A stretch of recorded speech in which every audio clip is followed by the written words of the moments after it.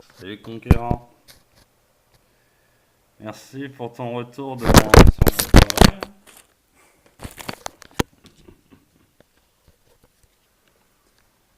Moi aussi, je me plais à croire qu'on travaille en faisant ça. En réalité, c'est pas du travail, hein, c'est un passe-temps. Et le travail nécessite souffrance. Le travail est inutile à l'humanité. On peut juste passer notre temps à raisonner, réfléchir, agir, faire, construire, peu importe. Activité physique, intellectuelle. C'est la logique esclave nous a mis la notion de travail en tête. Le travail, c'est la vie en réalité. Vivons directement la vie, cessons de tenter de la gagner. Hein, Jean-Marie, Joseph, tu vas gagner ta vie. Moi, la vie, j'ai déjà gagné ma vie.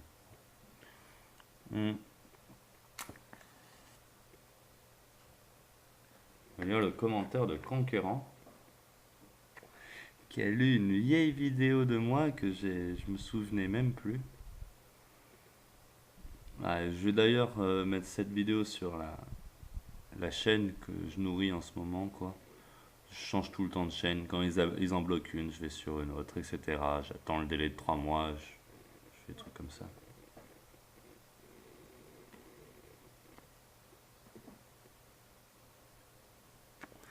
En plus, c'est un pavé. Salut, c'est sympa d'avoir un retour sur mon travail. Merci. Je t'en prie. On va dire que c'était pas vraiment. Enfin, c'est. Moi, mon passe-temps, c'est pas. C'est. Je regarde ce que disent les autres, je commente, je poste la vidéo et je passe à une autre pensée. Conquérant, il me semble que tu avais présenté l'image d'un royaliste avec une croix chrétienne bien affichée. J'ai affiché une croix chrétienne pendant 1 ou 2 ans à Saint-Raphaël quand je marchais dans les rues. Ah ouais, c'est une croix, c'est porter la croix. Ça veut bien dire ce que ça veut dire. Bon. J'ai l'impression que l'on est complètement d'accord, toi et moi. Je suis pas, moi, je suis pas vraiment d'accord avec toi sur plein de sujets. On pourra en discuter. Mon numéro c'est 02 62 69 14 04. Et pour être sûr qu'on soit parfaitement d'accord, je te conseille de me donner ton numéro, que je t'appelle, qu'on discute 10 minutes et qu'on s'accorde ou qu'on accepte nos désaccords.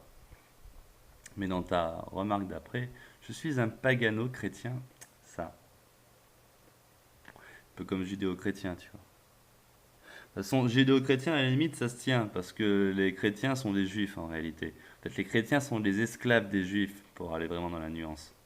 Donc, si dans ta tête, les chrétiens ne sont pas les esclaves des juifs, ça veut dire qu'on n'est pas d'accord.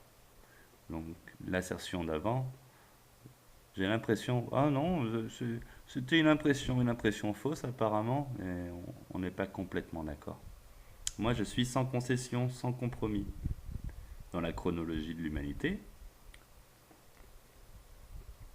nous étions un État pré-chrétien, même pré-celtique. Pour moi, l'empire celte est le premier empire qui nous a coupé de nos racines naturelles, anciennes. Pour moi, tout empire de la planète nous a coupé de nos traditions orales, seule tradition légitime pour organiser l'humanité sur la Terre. Que ce soit les Amérindiens, peu importe. Tous ont de vieilles traditions orales qui ont été mis aux oubliettes par les campagnes d'invasion écrites, par les chrétiens, les musulmans, tout ce que tu veux. Tous les empires qui se sont construits, même les Asiates, hein, même avec Confucius et compagnie, hein, tous des connards. Tous des connards qui visent à répandre l'esprit de l'unique au lieu de celui de la diversité. Et qui, par leurs écrits chrétiens, donc je refuse de dire que je suis un païen. Parce que le païen, ça a été la façon que les chrétiens ont nommé les populations anciennes pour amalgamer tout le monde. Tu sais, pas d'amalgame, toutes ces conneries-là. Aujourd'hui, les païens, ce sont des animistes. Ils ont fait évoluer le lexique, le logos. Que ce soit animiste ou païen, dans tous les cas, c'est les noms que nos ennemis nous ont attribués, alors que nous sommes si on se reconnaît dans la tradition païenne, tout ça, il n'y a pas une tradition païenne, il y a des traditions païennes.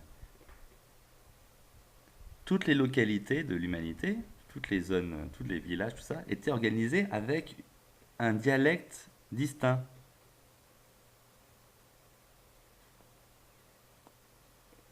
Représentant la mémoire du sol qui foulait. Un dialecte qui est partagé par plus de 1 million de personnes, c'est un dialecte écrit qui vise à répandre des empires, à répandre une pensée unique, transmise par l'harmonisation des mots. Le français est la langue des esclaves. Donc nous ne sommes pas 100% d'accord, cher ami conquérant. De toute façon, rien que dans le titre de ta chaîne, je l'avais déjà relevé, j'aime pas les conquérants. Je suis moi-même un conquérant, à mon grand désarroi. Mais on vit justement le monde des conquérants. Si nous sommes tous assujettis à un ordre établi, c'est parce qu'il y a eu des conquérants qui ont établi ces ordres et ont répandu à travers les consciences humaines. On fait de nous des marginaux, et ont mis en place la logistique pour permettre aux connards de collabos, style Jean-Marie Joseph Moncul, connards de collabos, de faire famille, de pouvoir répandre cette idéologie de l'écrit, du travail, du labeur, pour pouvoir faire vivre un système corrompu dans sa constitution, dans sa création, basé sur un écrit nécessairement lié au passé, déconnecté de la sagesse du présent, qui peut être transmise uniquement par l'échange oral. Je refuse que ma vie soit dictée par le passé. Je refuse que ma vie soit dictée par des écrits auxquels je n'ai pas la main dessus. Et je n'ai pas la main sur la Constitution qui s'impose à moi. Donc, brûlons tous les écrits, sans exception. Je ne me considère pas comme païen. Ils ont fait oublier mes origines anciennes. Si je devais me considérer comme une culture, ça serait une culture mahoy, ma famille Fahamou. Et j'essaye de m'intégrer à la culture créole réunionnaise. Mais la culture française n'est pas une culture. C'est une prison mentale répandue pour asseoir un empire. L'empire latin. Vas-y, trouve une allumette. Donc j'emmerde la France. J'emmerde les chrétiens.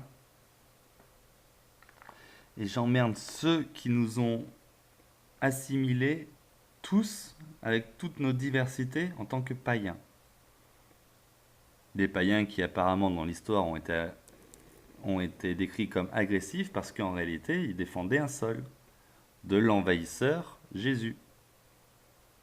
Donc j'emmerde Jésus. Jésus est malsain car c'est un mal qui jouait les saints. Il est malsain, langue des oiseaux. Le mal n'est pas là pour construire, le mal est là pour détruire. Quand il ne détruit plus avec ses poings, avec la violence physique, qui ne ramasse plus les coups, tout ça, alors, et qui se prend pour un saint, pour un bon, alors il y a un mal bien plus sournois qui se répand en cachette et qui déstabilise la planète entière. Je préfère des règlements de compte locaux, parce que toi t'as volé ma femme, et je vais te tuer pour ça, plutôt qu'une chasteté du genre faut pardonner, faut laisser la liberté aux femmes, tout ça. Et qu'en sous-main, cette culture moralisatrice de merde va provoquer guerre, sang, famine dans des contrées lointaines, détachées de notre sentiment empathique. Il se trouve que je suis un être empathique et que je me suis intéressé au monde entier, à la souffrance du monde entier. Et je vois pas pourquoi ils seraient les seuls à souffrir et que nous, on aurait des belles maisons, et un confort et qu'on achèterait des iPhones et compagnie. Je suis extrémiste, je suis sans compromis, sans concession. J'ai développé un texte qu'aujourd'hui je rejette, qui pourrait décrire une démocratie parfaite, respectant parfaitement l'étymologie du mot, partagé par toute personne souhaitant s'inscrire avec leur smartphone dessus, afin de répercuter leurs opinions, leurs volontés dans la communauté. Centraliser les avis de tout le monde, en dégager un texte commun et l'appliquer. Et ben cette application, c'est mon boulot, hein, faire des applications. Et ben j'ai dessiné une application comme ça qui pourrait très bien être développée par une équipe de 10 développeurs. À moins de 100 000 euros, avec moins de 100 000 euros, on vire toute la caste politique et on donne la politique au peuple qui l'utilisera avec son smartphone. C'est une application, enfin, c'est une idée, c'est un projet que j'ai lancé il y a déjà plus de 6 mois. Et qui est à l'arrêt parce que je n'ai pas les compétences techniques, je les ai perdues pour être plus exact. Et pour le faire, il faudrait que je me plonge 10 heures dans le code par jour à me reformer, à refaire machin, et puis ça pendant 6 mois, pour tenter d'avoir un truc correct qui tourne, quoi. Bon, non, non, je préfère une équipe de professionnels qui entendent le projet et qui le font eux, quoi. J'ai déjà imaginé le projet, j'ai déjà écrit le cahier des charges à remplir, à coder, ça va, c'est du boulot ça aussi. Bon, nous ne sommes pas d'accord. Vraiment, je pense pareil au niveau de la tradition primordiale. Et c'est pour cela que je me réclame du principe de royauté. Alors, sur la tradition primordiale, j'ai un doute. Je ne sais pas si j'ai exprimé dans cette vidéo, je ne l'ai pas réécouté la vidéo, enfin bref. Je ne sais pas si c'est la tradition réelle des anciens ou si c'est le reboot, le dernier reboot possible pour permettre aux écrits de garder leur contrôle sur l'humanité. C'est une tradition qui a pour but d'être universelle. Et tout ce qui a pour but d'être universel, moi ça me fait un peu chier maintenant, après tout ce que j'ai compris. Donc la tradition primordiale pour moi est un truc qui vise à harmoniser un semblant de tradition ancienne afin de pouvoir rétablir le contrôle sur toutes les traditions anciennes en réutilisant leurs principes fondateurs. Un peu comme prétendre le bien pour faire le mal en cachette, un peu comme Jésus, quoi. Donc bon, tu te réclames d'une royauté, une royauté qui pour moi est profondément malsaine. Car pareil, il défend le pouvoir de l'unique. Il soumet l'humanité à une conscience unique, Dieu, représenté par un homme sur terre.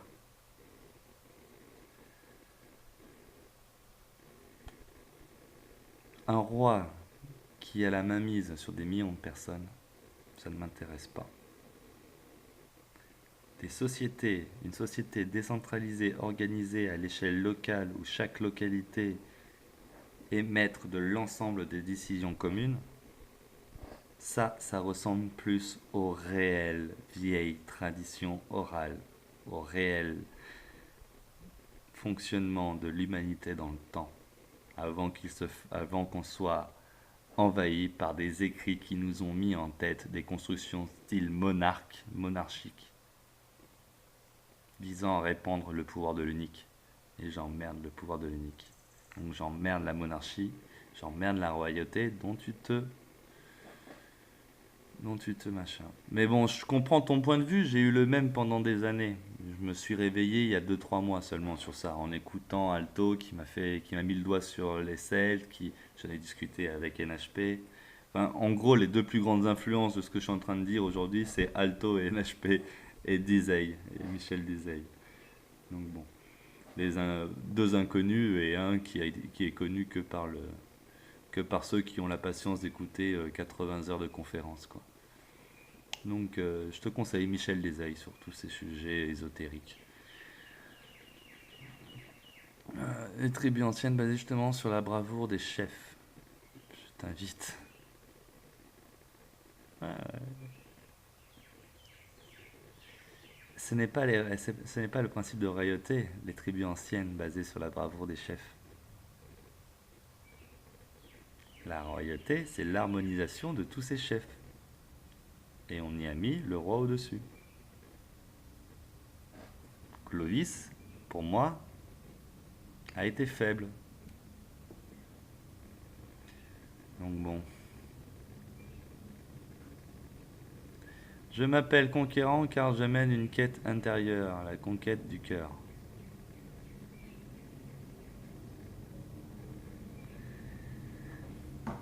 Pourquoi conquérir un cœur que nous ressentons déjà? Qu'est-ce que veut dire conquérir? Conquérir, il y a une forme de domination. Tu ne domines pas ton cœur. Tu le comprends et tu le laisses s'exprimer. C'est ton cœur qui te domine en bout de course. Et non l'inverse. Tu ne vas pas conquérir le cœur à travers ta quête intérieure. Tu ne vas pas y aller de manière agressive comme un conquérant. Tu vas y aller avec l'écoute, l'attention, la paix, l'harmonie. Donc bon, ça tient pas la route à mon sens non plus, la conquête du cœur, mais bon. Le basque que tu vois est en fait un normand génois, un descendant levantin, né à Nice. Léventin. Je sais pas qui c'est, mais tu connais les anciens noms. C'est beau ça. Mais ouais, normand, génois, c'est quoi? C'est les Vikings les Normands? C'est... Génois, je sais pas c'est quoi. Mais tu vois, tu connais les anciens noms. Tu connais tes anciennes traditions, tes anciennes cultures. Et, et c'était eux aussi. Petit live du matin, tiens, je vais me connecter à un live. Et c'était eux aussi. Enfin, attention. J'essaye de remonter au plus loin dans la mémoire collective.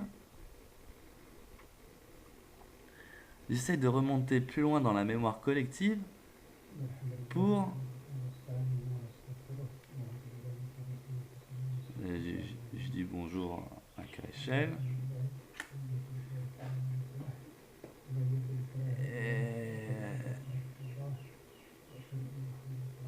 Bon, il parle arabe, je vais couper le son. Et...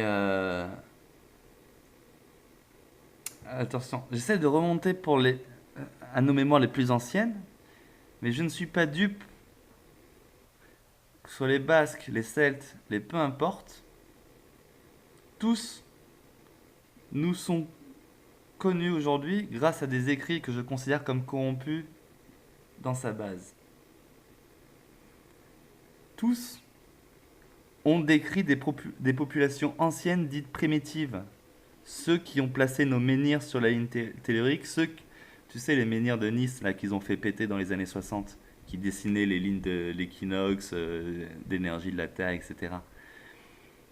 Ben, eux, ils ont été placés par une civilisation antérieure à tout ce qu'on connaît.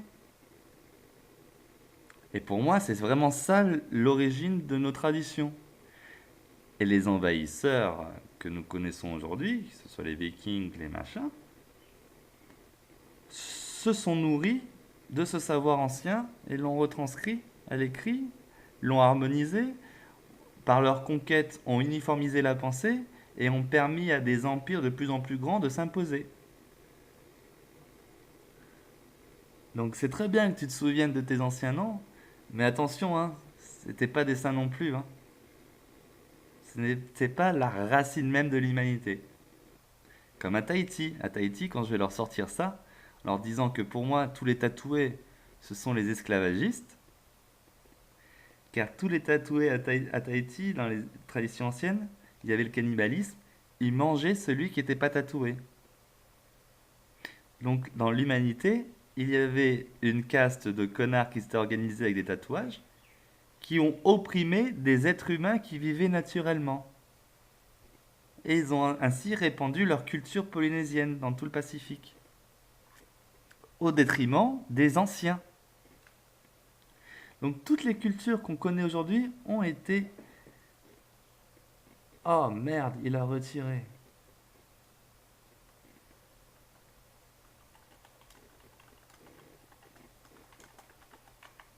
Merde, j'ai raté le lien. Euh, et... Ah, je suis en train d'essayer de rejoindre un live en même temps pendant que je te parle. Bref. Tout ça pour dire...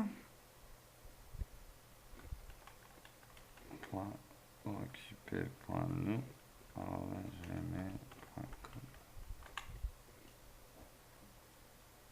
Tout ça pour dire,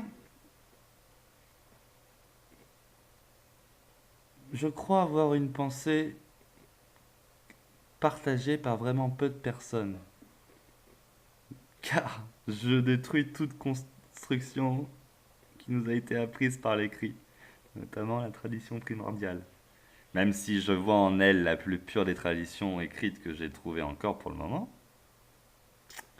je préfère tout brûler et réétablir une tradition en harmonie avec ce cœur, à l'oral, qui sera particulière à chaque lieu. Je refuse. J'ai vu le danger que ça provoque de répandre une conscience unique autour de la planète. La tradition primordiale répandrait, si tout le monde l'acceptait, une conscience unique autour de la planète. Je souhaite pour l'humanité qu'elle soit enfin aux commandes de sa propre organisation, en établissant à chaque localité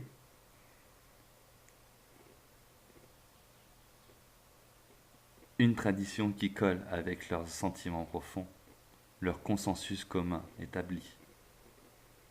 Inutile de l'écrire, il suffit que tous les soirs on s'accorde à l'oral pour le jour d'après. Enfin bref, j'ai pas fini de lire ton commentaire, c'est vrai. Ouais, je sais plus où c'était ton truc. Plus c'était plutôt long.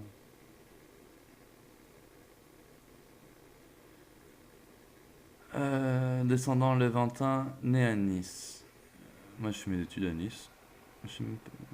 Merci pour l'invitation à faire de la musique, Ami Bard. Ami Bard, bonjour.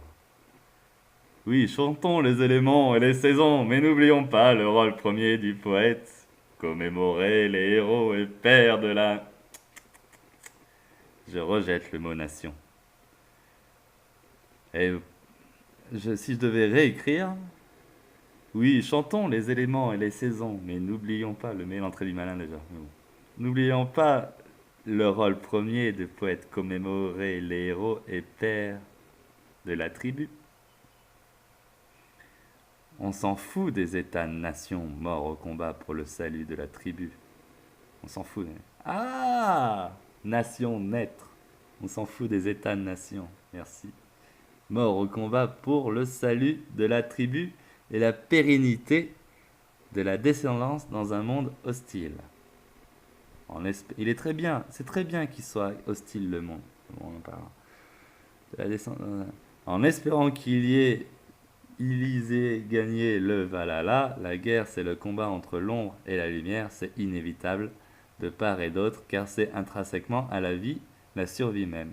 Que les dieux te protègent. Courage. C'est amusant, et tu dis chrétien alors que tu dis les dieux. Mec, mais observe tes paradoxes, tes oxymores. Moi aussi j'ai des paradoxes, mais bon. C'est rigolo. Merci, conquérant. Merci, conquérant. On s'en fout des États-nations, la tribu, mais la nation dans la conscience collective est trop vaste. Tu t'imagines une nation de 100 personnes? Moi, je peux l'imaginer, hein. Ça me ferait même plaisir que des nations autour de la planète ou 100 maximum, pas plus, quoi. Ce serait parfait. C'est des tribus.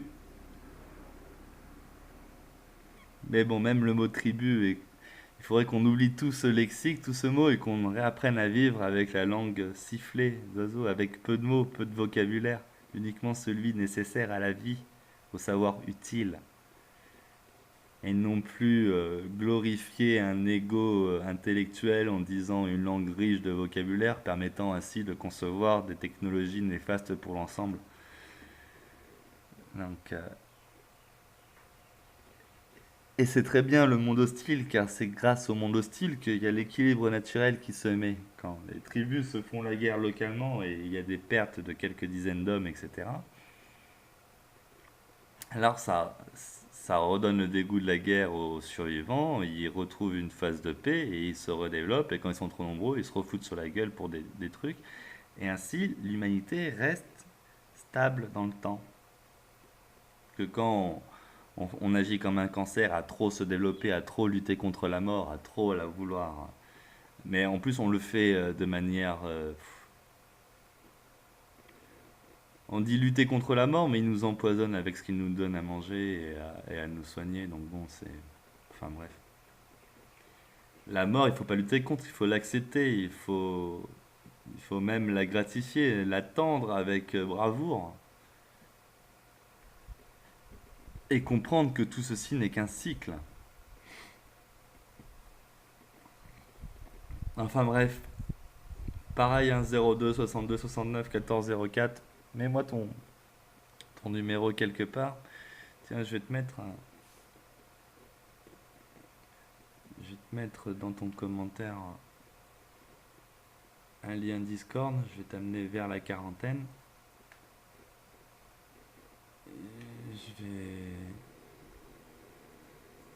Je mets le lien de la quarantaine parce que il n'y a plus de chef de Discord vu qu'on a fait un Discord horizontal où donc personne peut virer personne. On peut juste partir de son propre plein gré.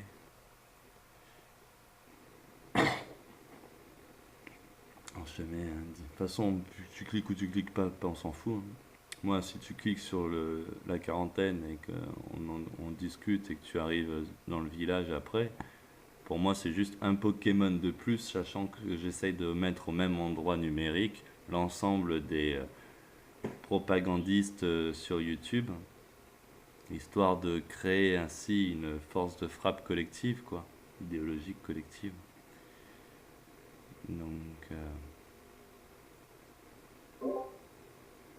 oh, il y en a plein qui ont quitté le Discord.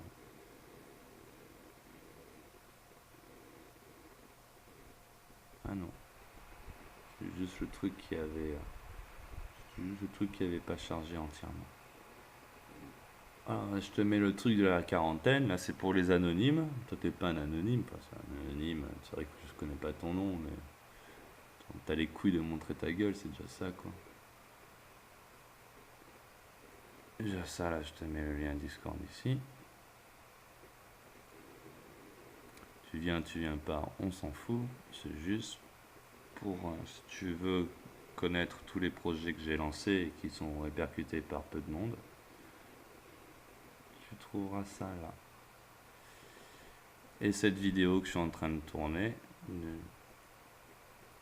Oh merde.